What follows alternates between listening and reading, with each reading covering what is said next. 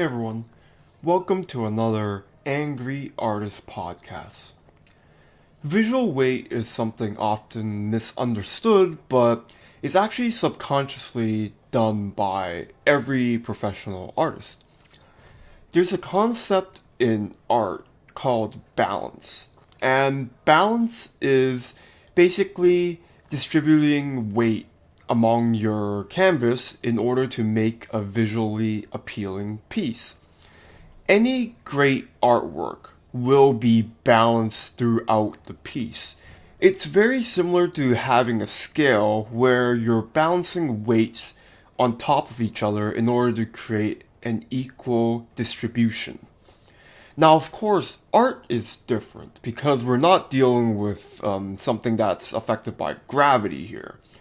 We're dealing with visual weight. So, in art, elements of a piece all have weight, or the power, so to speak, of how much it catches attention. Contrast is most likely the main factor when it comes to weight. So, for instance, there's a reason why stop signs in our world are red, very saturated red. It stands out among trees and other elements. It is bright red, and if you were to drive around, you'll probably be affected by the stop sign. Now imagine if the stop sign was gray. I'm sure there would be probably a lot more accidents than normal because of that. That is the power of visual weight. You can control how much attention something has. Now let's take that into art. Saturation is one of among many things that will create visual weight, and sometimes it might not even do it. Take this for example. If the entire piece is saturated, if our entire world, for instance, is saturated red, then a red stop sign probably wouldn't work. In fact, a gray stop sign will stand out among a red saturated world. So you have to think about it logically. Something that is substantially different will hold more visual weight. So you might have seen a lot of concept art pieces where there's an epic environment and colors are everywhere, there's a lot of elements going on.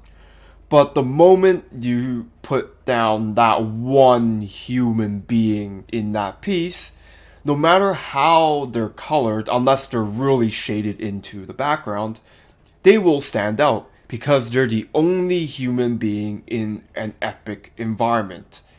Our interpretation of the piece will create visual weight.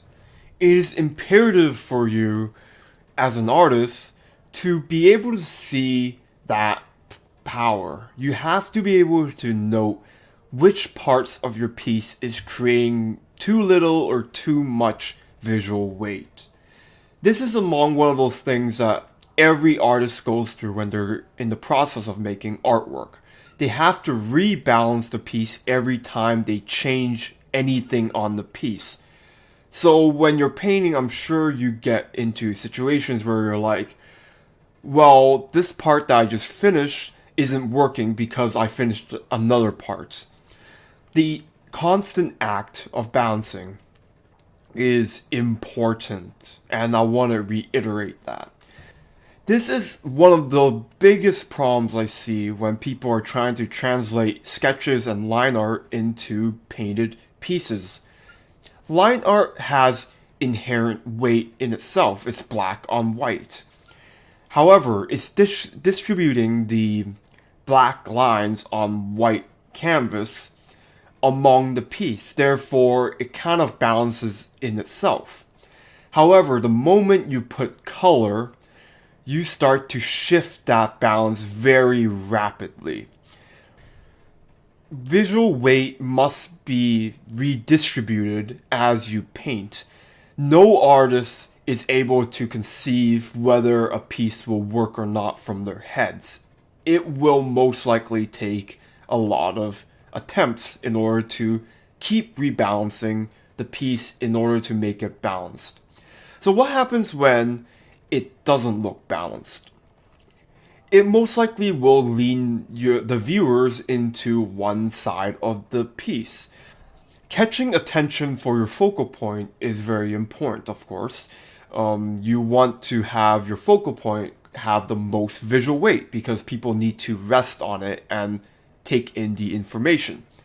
However, there are a lot of cases where people put too much contrast, too much saturation, too much everything onto that focal point, which makes the rest of the piece completely negligible. The rule of thumb in creating a good composition is you don't want to have any part of the canvas be remotely wasted. If you have the ability to cut off the canvas in one portion, then it most likely means that it's wasted space. And you never want that for your viewers. Your viewers will immediately feel something is not balanced when that happens. Make sure that the whole piece has a nice distribution of weight, as your viewers are going to look around the piece and they will subconsciously register whether the piece has a weird alignment. In addition, I do want to go back to the metaphor with the scales. So when it comes to balancing a scale, you could just put 10 pounds on one side and 10 pounds on the other, and it'll look fine. Now, art is, again, different from math. A perfectly symmetrical piece, unless there's a deliberate reason for it, will not look very visually appealing. That's not what I mean when it comes to balance. When it becomes too balanced, that's when it's a little bit boring. So I want to give you another scenario when it comes to balancing the scale. Now, instead of putting 10 pounds on one side and 10 pounds on the other side, how about we put a 5-pound weight and a 3-pound weight and a 2-pound weight on one side, and then put a 10-pound weight on the other. Even though it's still balanced, the weights are the same, therefore it will be equal. We have to take that into consideration for art. It's always better to use the second scenario into your art. You don't want to have two perfectly equal weights going at it. You want to have a composition where the weights are more interesting, but it's still balanced.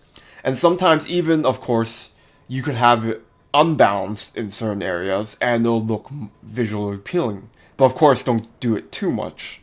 Take advantage of colors, take advantage of values, take advantage of contrast, take advantage of subject matter in order to create those visual balances. Study a lot of fine artists, study a lot of your favorite illustrators, and note that no matter which piece you go with, nothing ever seems like it's leaning one way. It's always balanced for some reason. And really study how they do it.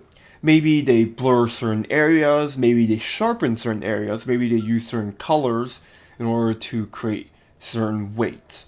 And once you get that down, once you understand how to manipulate and really answer these questions, then you're able to continually rebalance your piece until it works perfectly.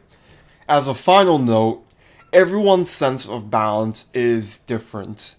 The tools you use in order to create that visual balance will define you as the artist.